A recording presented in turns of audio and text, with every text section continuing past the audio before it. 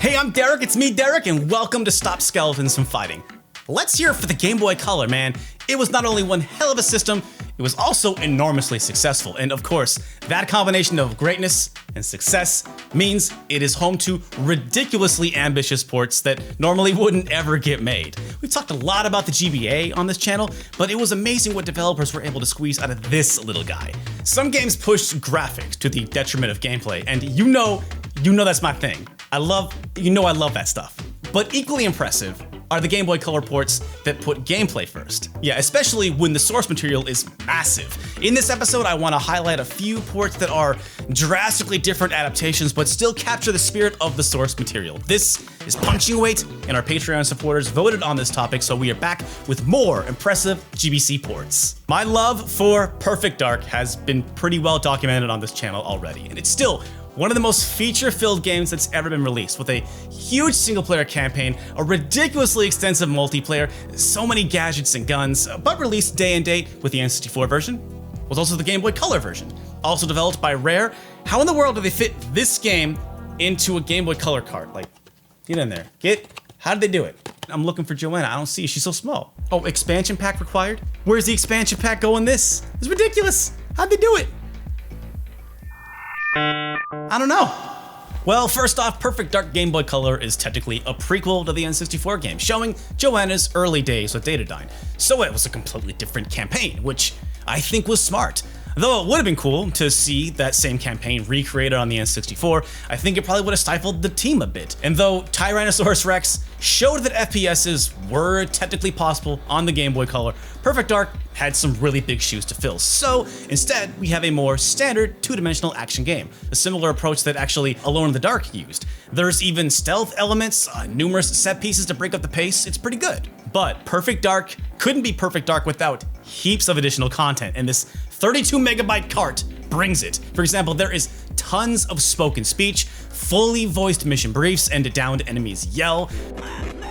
They're also surprisingly hunky when you pilfer their corpses. It's not intimidating. I'm not intimidated at all. Sprites are big and super well animated. Of course, this is one of the few Game Boy Color games with Rumble on the top. It's also compatible with the N64 transfer pack, unlocking cheats on the N64 version, and also it uses the Game Boy printer. You can also transfer maps between carts with the infrared port, and of course, link player for multiplayer. No bots though, only another player. Although it had like 4 different modes, including a weird soccer mode. Oh, sorry, football. This is a British game. Had a cool football mode. At its core, it's a pretty standard action game. Controls aren't much, though I like the inclusion of stealth and the occasional minigame to break up the pace, all of which they become playable from the extras menu, which is pretty cool. It's basically like a mediocre game that's just brimming with content, but it's still kind of a brilliant way to bring one of the best FPSs ever to the Game Boy Color, and I like it. I need to get a thing for the battery though. And I wish it wasn't so scuffed up, but I still have it. It works, it's fine. But it wasn't the only way to adapt a big budget FPS to the Game Boy Color. Oh no, truly, one of the most Game Boy Color games ever is Daikatana. Now, for the uninitiated, Daikatana was an ambitious PC FPS that languished in development hell for most of the late 90s. It was supposed to be the game-changing combination of deep story and AI-controlled co-op with multiple characters, but the whole thing was marred by an extremely controversial ad campaign and numerous delays. By the time the game finally shipped in 2000, it was met with poor sales and even worse reviews.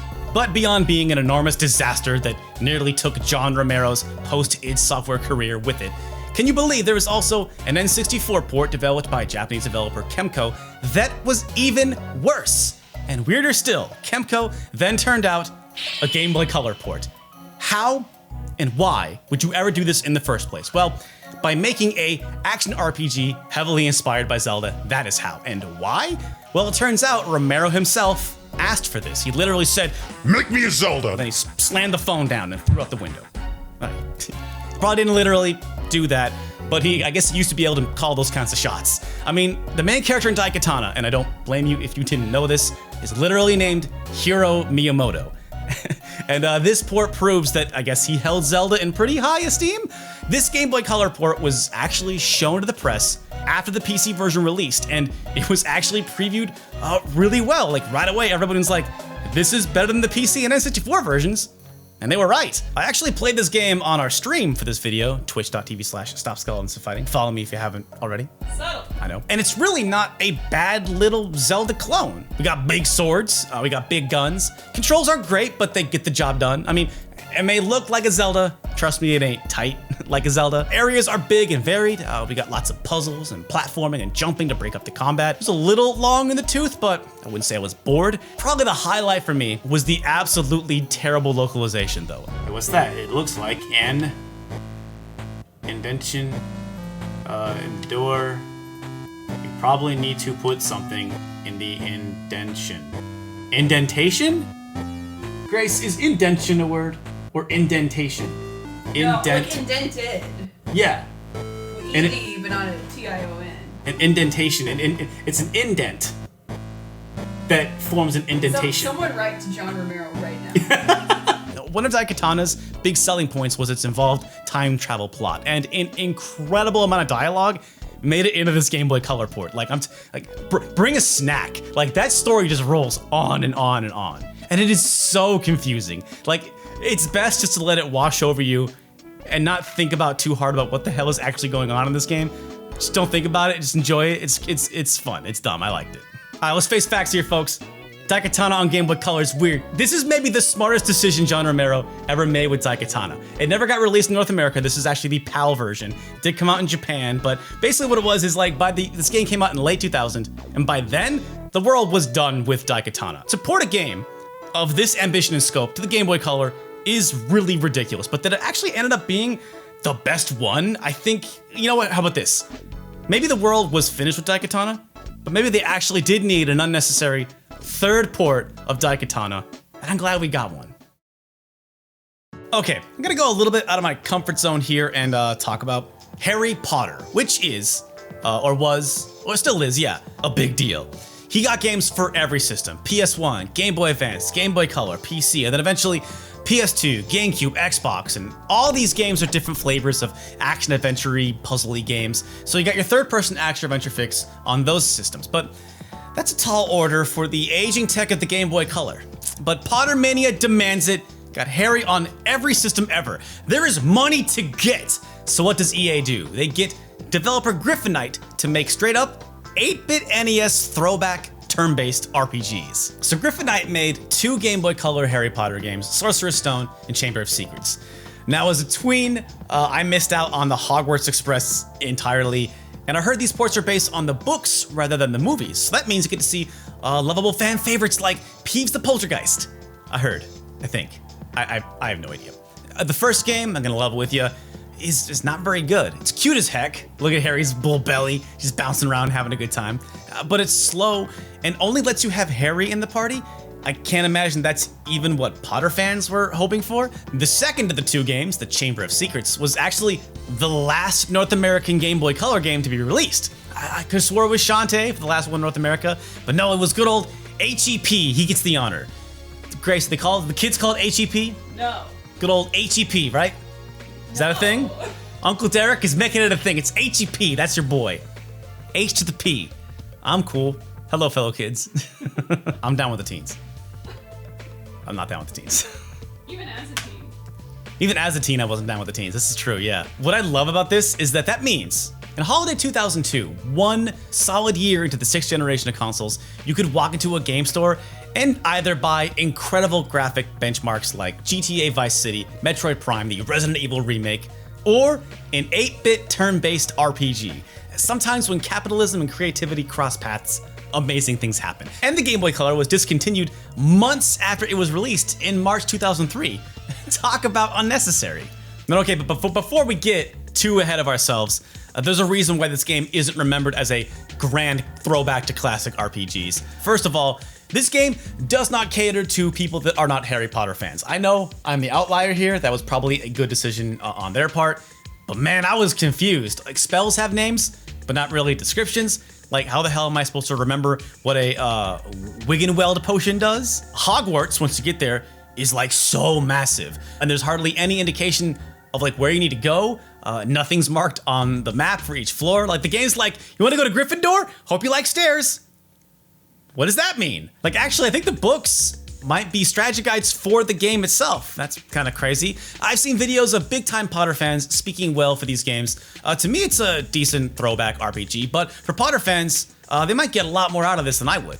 Maybe it doesn't need to be a classic. It's not even actually technically a throwback because it is an old school RPG on an old school system. That it exists at all, though, is why it gets the punching weight seal of approval and my thumbs up. Next, an honorable mention, kind of, I just want to talk about Diablo. But Uncle Derek, is no Diablo on the Game Boy? Wait, did you stick? Hey. Calm down. Talk about Diablo. One of the most celebrated PC games of all time, and for a long time, one of Blizzard's golden gooses. Now, so the story goes, in the summer of 2000, after Diablo 2 released, its development team got to run buck wild on projects. Now, some of them worked on the Lord of Destruction expansion, others went on to work on Diablo 3, but one group got the go-ahead to kick around a Game Boy port, Diablo Jr. It was a different time. It was a different Blizzard, a way different Blizzard. So wow, how'd they fit that onto a... So whoa, how'd they fill that into a Game Boy Color game? Well, they didn't. Diablo Jr. wasn't announced, it wasn't made, it was barely even a prototype. What you are seeing is footage of basically a pitch that didn't even leak until 2006. No enemies, no town, and with no clipping. The idea was they wanted to do a sort of Pokemon thing with multiple carts for different classes, and I bet you've noticed that this is also in black and white, like an original Game Boy, not a Game Boy Color, and yep, that's because they originally wanted this game to be on the GBA, but then Blizzard South said no, go with the original Game Boy because it has a larger market share. In 2000, wow, good call on not going through with that, because releasing a black and white game in the shadow of the GBA for a franchise as big as Diablo would have been an absolute death wish, just an embarrassment. Now, maybe it might have ended up on the GBC eventually if the team had gone through with it. I don't know. Does that make it fit for this video? Kinda. Really, I just want to bring up Diablo Jr. because it looks like it would have worked. Similar games have shown it's possible. Cave Noir was a roguelike dungeon crawler, though that's pretty obscure, and Warlocked was basically Warcraft on the Game Boy Color, and there were plenty of dungeon crawlers on the GBA. But all we have is this extremely basic prototype to show us what might have been. But, you know, we did eventually get Diablo 3 on the Switch, so they learned their lesson. Anyway, that's gonna do it for this Game Boy Color-centric episode. If you liked this episode, thank our Patreon supporters. We asked them to vote on the next topic, and they chose more Game Boy Color. Punching Weight has covered many Game Boy Color games. Hit up the playlist for more, support the channel on Patreon, get videos before anyone else, and chat in the Discord. Also, rep the No Chump Zone with some t-shirts available at Pixel Empire. Hey, thanks for watching. See you again real soon.